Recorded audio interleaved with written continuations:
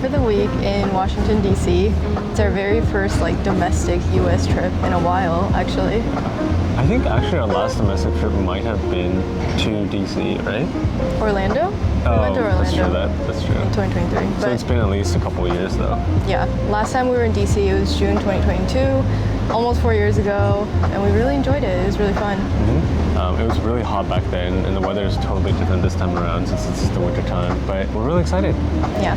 We want to revisit some old favorites here in DC, as well as check out some things that were closed last time we were here. So we're just really excited to be here. Our flight was delayed earlier by an hour, and then it was like a 4.5-hour flight, and so we're pretty exhausted. Yeah, the sleep wasn't good at all on the plane. Yeah, just awful. Yeah. But our first stop in DC is going to be the Space Museum. There's actually two in DC, one on the National Mall and then the other near the airport. And so we're going to be going to the airport one since we're here anyway. They're pretty different. The airport one is like a really, really big one. I've heard people call it basically like a giant plane hangar. Interesting. And so it's got like all these retired air and spacecraft. Yeah. Which would be really cool. Yeah. And then later on we have a dinner reservation at this restaurant that we discovered our last trip, I guess, almost 4 years ago. And we're really excited for that because it's some really yummy French food. But yeah, it's a pretty chill day. We're really jet lagged, and so we didn't plan much. But I think that's going to be a good thing because that means we can kind of rest up and tackle the rest of the week more. We'll see you at the museum. Bye. Side step, day trip, pulling me both ways like a cyclone. I think it might happen any day. What do I know? I don't have it away. Coming for you, falling for you, falling for you.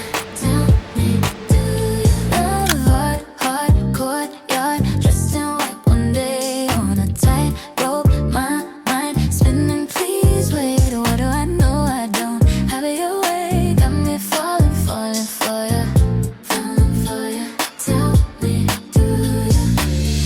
Things were different. What made you change it up? How could I believe what you're showing me? Yeah. Call me up, said I was dangerous. Toss up, have you lost the trust? How could I not see you're not the man you used to be? Yeah. 2 steps, 1 back. Oh, you got it like that. Back 4, set the score. What are we here for? Heart closed, tongue tied. Can't help these feelings that I got. Got me falling hard like mine.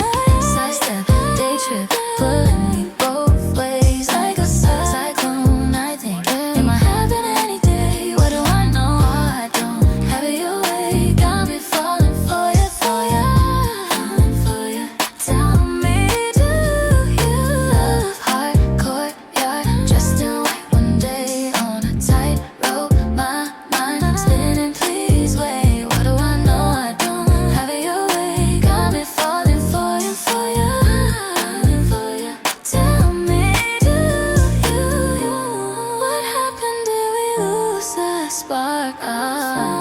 Didn't know that love could feel so far. How could I believe you're not in front of me?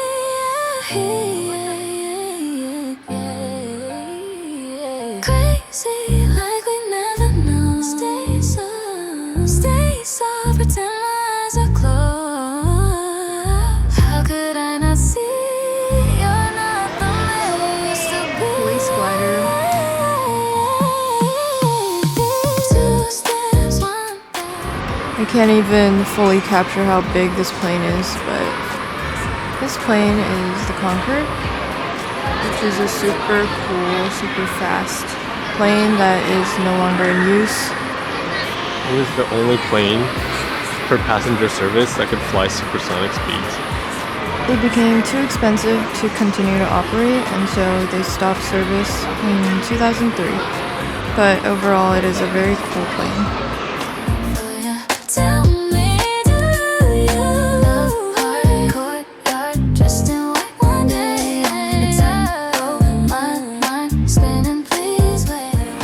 This is the Enola Gay, which is a B-29 Super Fortress bomber plane.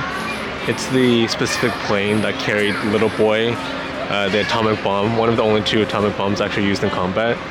It's the one that dropped it on Hiroshima, which is the first atomic bomb. But they preserved it and it's here. And it's pretty cool to see a piece of history.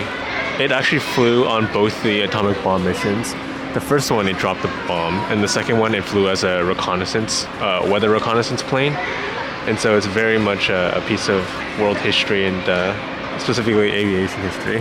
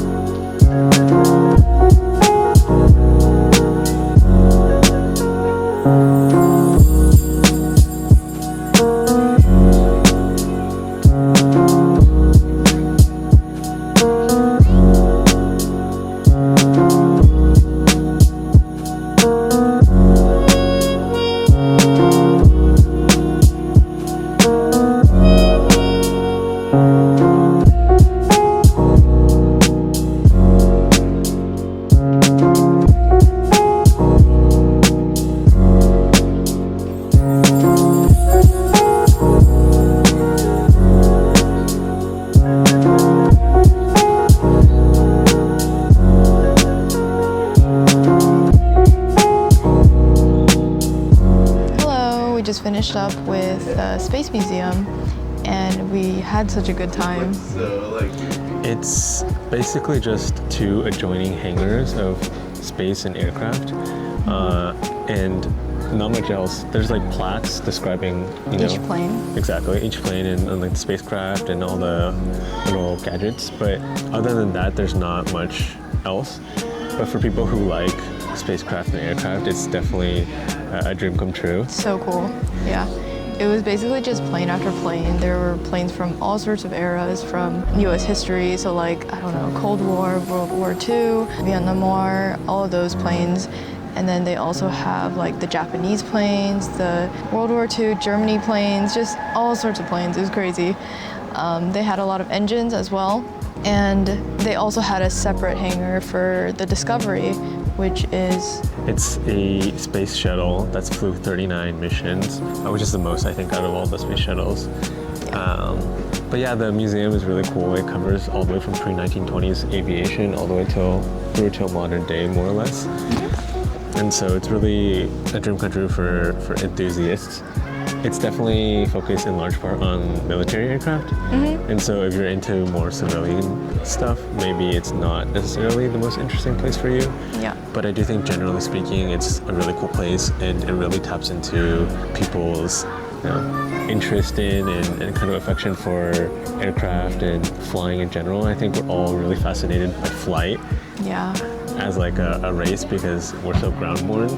And so, I don't know, I'm coming out of this with an appreciation for everything that it took to get there, to be able to fly commercially. Definitely. But yeah, it was a really, really great museum. There's some really cool, iconic aircraft.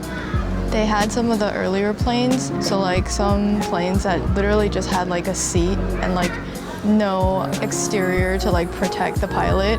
So they had some planes like that, then all the way to like the supersonic stuff that's just like so fast and like not even in operation anymore because it costs so much to operate. Yep. So it was really cool just seeing like the history of planes going from like the very beginning when people were just trying to take flight all the way to like what we can do now with like military planes. I think it's definitely worth visiting, just like every other Smithsonian institution here in DC. It's super educational. It's a little bit more out of the way than the other ones that are all gathered there on the National Mall, but definitely worth it, definitely worth coming out to Dallas for.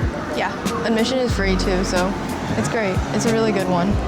What was your favorite plane?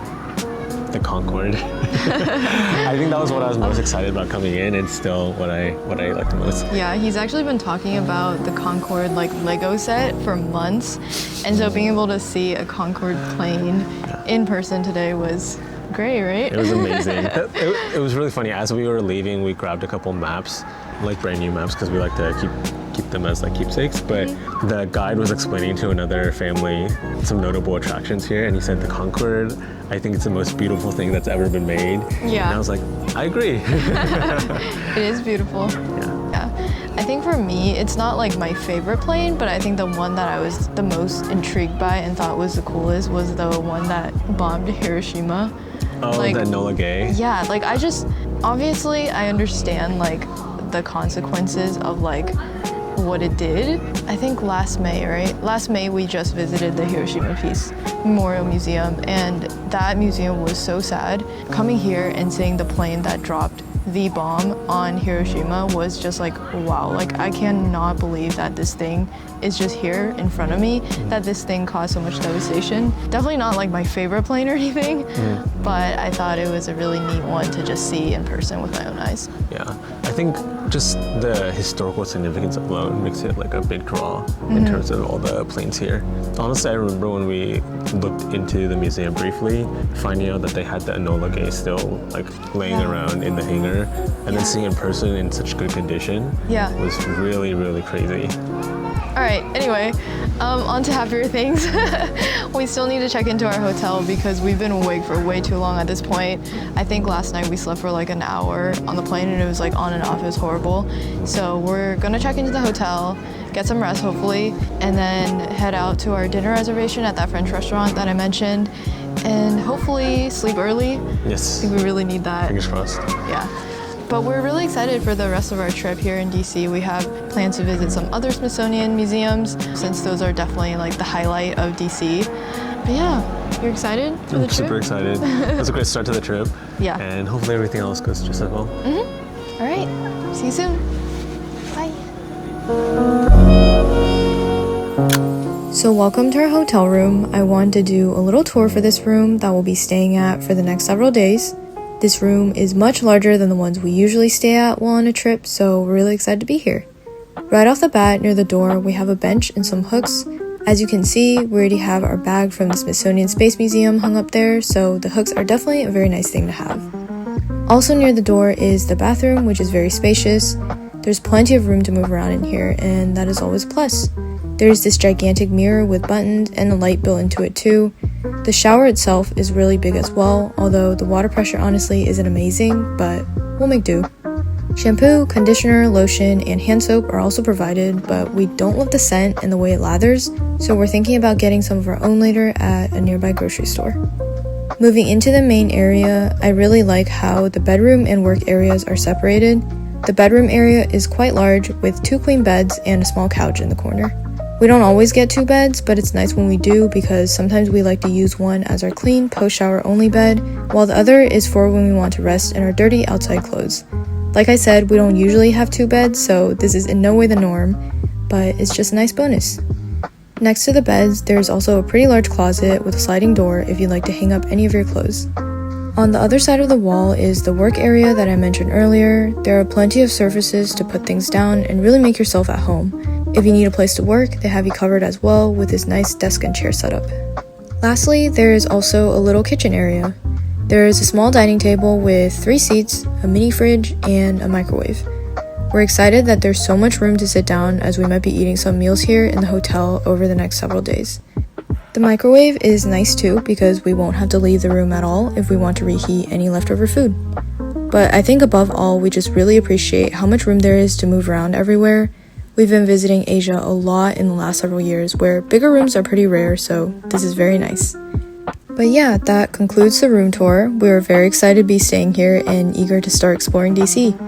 Next up is dinner, so see you there.